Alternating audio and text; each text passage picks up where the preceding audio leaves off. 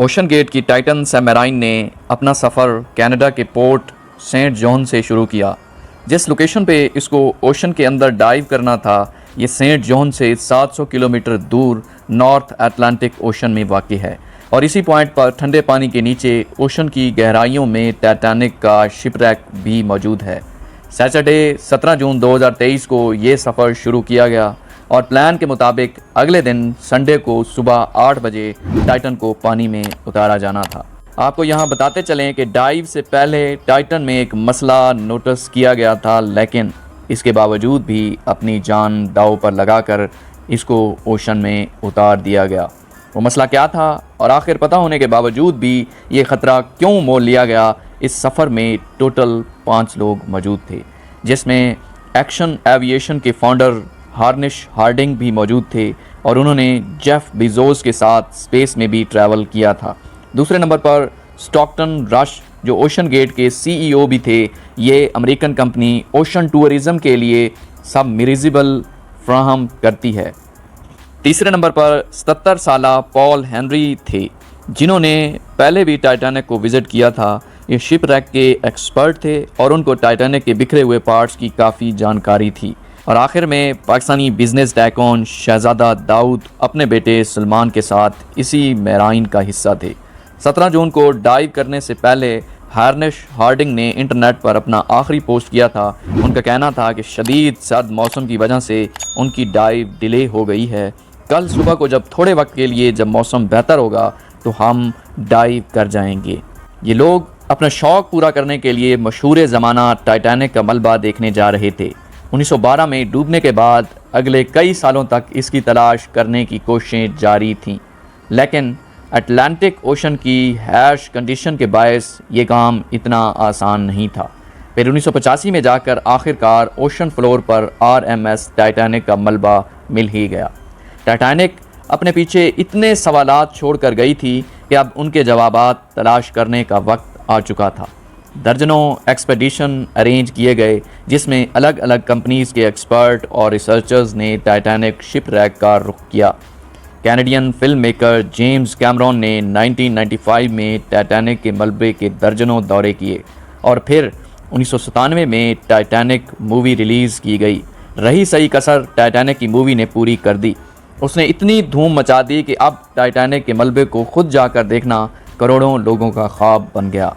यानी ये काम अब सिर्फ रिसर्च के मकसद तक ही महदूद नहीं, बल्कि शिपरैक की साइट पर टूरिस्ट भी जाना शुरू हो गए।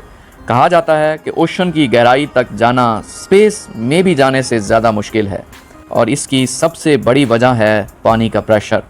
टाइटैनिक शिपरैक समंदर की सतह से 4000 मीटर यानी 4 किलोमीटर नीचे है। इस गहराई को इमेजिन करना हो तो आप बुर्ज खलीफा को देखें और समझ लें कि टाइटैनिक का मलबा समंदर में करीब 5 टाइम बुर्ज खलीफा की हाइट जितना नीचे है। इस गहराई में पानी का प्रेशर 5800 PSI होता है। ये इतना ही प्रेशर होता है कि इंसान के पूरे जिस्म पर नहीं, बल्कि 1 स्क्वायर इंच के हिस्से पर एक पूरा हाथी खड़ा कर दिया जाए। और तो अब आप अंदाज़ा लगा लें कि एक सबमरीन में कितने स्क्वायर इंच होंगे और उस पर कितना ज़्यादा प्रेशर पड़ता होगा। खैर, संडे 17 जून 2023 दोपहर को 12 बजे सबमरीन का सफ़र शुरू हुआ। नॉर्मली टाइटैनिक तक पहुंचने में 2 घंटे लगते हैं, लेकिन 1 घंटे 45 मिनट के बाद ही मदरशिप्स, जो कि ऊपर ही वेट कर रही थी, उसका सबमरीन से राब्ता टूट गया। अगर 2 घंटे टाइटैनिक तक पहुंचने में लगते हैं तो सिर्फ 15 मिनट्स पहले राब्ता टूटने का मतलब है कि सबमरीन टाइटैनिक के काफ़ी करीब पहुंच चुकी होगी। समंदर की इस गहराई में सूरज की रोशनी पहुंचना नामुमकिन है और यहाँ हर वक्त इंतहाई अंधेरा होता है। इतनी गहराई में वायरलेस सिग्नल का टूटना एक नॉर्मल बात होती है, लिहाजा पहले इस बात को ज़्यादा सीरियस नहीं लिया गया। ये पूरा ट्रिप टोटल 7 घंटों का था, 12 बजे से लेकर शाम।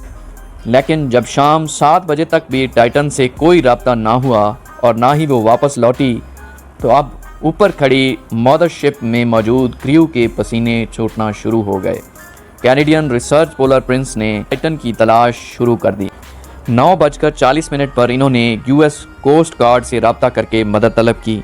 अगले दिन मंडे को US और कैनेडियन शिप्स ओवरप्लान ने पूरे एरिया में एक प्रॉपर सर्च ऑपरेशन शुरू कर दिया। इन्होंने सिर्फ समंदर की सतह पर ही नहीं बल्कि स्मार्ट स्कैनिंग की मदद से पानी के अंदर भी अपनी तलाश जारी रखी। इस एरिया में जो कमर्शियल वेसल्स थीं उनको भी ऑर्डर दे दिया गया कि वो अपनी आंखें खुली रखें। अगले 2 दिनों तक ये तलाश जारी रही, लेकिन टाइटन का कोई अता पता न चल सका।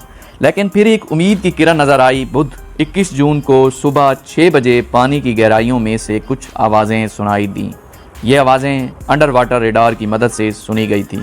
फ़ौरन ROVs को आवाज़ की डायरेक्शन में भेजा गया, लेकिन इस बार भी टाइटन की कोई खबर ना मिल सकी। अब टाइटन को हमेशा हमेशा के लिए खो देने का डर बढ़ता जा रहा था, क्योंकि सबमरीन में जितना ऑक्सीजन था वो सिर्फ 96 घंटों या फिर 4 दिनों का था, और इस वक्त तक 4 में से 3 दिन गुजर चुके थे।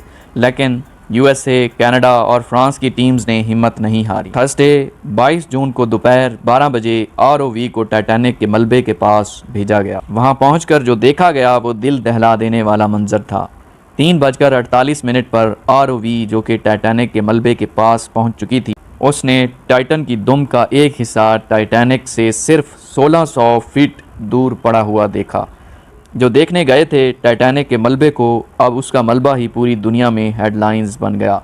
उसका सिर्फ एक ही मतलब है कि सबमरीन पानी का प्रेशर बर्दाश्त ना कर सकी और समंदर की गहराइयों में ही फट गई। इस खबर ने पूरी दुनिया में जैसे हलचल ही मचा दी हो। ओशन गेट की सेफ्टी पर कई सवालात खड़े किए जाने लगे।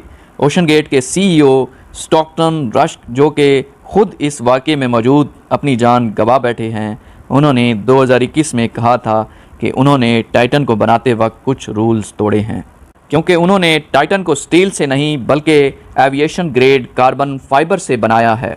पर वो इस इंडस्ट्री में कुछ नई इनोवेशन करना चाहते थे, तभी स्टील को रिप्लेस करके कार्बन फाइबर का इस्तेमाल किया गया था। पहली बार लॉन्च से पहले टाइटन 5000 से लेकर 10,000 PSI के प्रेशर से टेस्ट भी किया गया था, जिसमें वो पास हो गई थी। पर एक्सपर्ट का मानना था कि ओशन के अंदर हज़ारों किस्म की ताकतें सबमरीन पर पड़ती हैं, जिसमें ना सिर्फ प्रेशर बल्कि पानी का बहाव भी होता है, जो कि लहरों की वजह से पैदा होता है। उसके अलावा अंधेरे की वजह से ये भी हो सकता है कि कोई भारी पत्थर या फिर समुद्री मखलूक सबमरीन से टकराई हो। कुछ भी टाइटन की तबाही की एक वजह उसका कार्बन फाइबर का हल था, लेकिन दूसरी वजह इसमें पहले से मौजूद क्रैक्स भी थे। जी हाँ, टाइटन सबमरीन 2019 में कार्ल स्टैनले नामी एक बिजनेसमैन को भी लेके गई थी। उस वक्त भी उसको ओशन गेट के CEO ऑपरेट कर रहे थे। कार्ल ने बताया कि उस सफ़र के दौरान जब वो नीचे जा रहे थे तो उनको टाइटन की बॉडी में से क्रैकिंग की आवाज़ें सुनाई दी थीं। उस वक्त उन्होंने उस आवाज़ पर ज़्यादा ध्यान नहीं दिया, क्योंकि उसको ओशन गेट के CEO जिन्होंने खुद ये सबमरीन डिज़ाइन की थी उन पर पूरा भरोसा था। लेकिन इस हादसे के बाद इन्होंने CNN को बताया कि शायद वो आवाज़ इस बात की वार्निंग थी कि टाइटन की बॉडी पानी का प्रेशर बर्दाश्त नहीं कर पा रही। अगर ये बात सच है तो इसमें कोई शक नहीं कि टाइटन की बॉडी में क्रैक पड़ना पहले से शुरू हो गए थे। 2018 में ओशन गेट के एक एग्जीक्यूटिव ने टाइटन की कार्बन फाइबर बॉडी के ख़िलाफ़ आवाज़ भी उठाई थी। उनका कहना था कि ये मसला सबमरीन के फटने से सिर्फ चंद मिलीसेकंड पहले पता चलेगा, और हकीकत में भी ऐसा ही हुआ।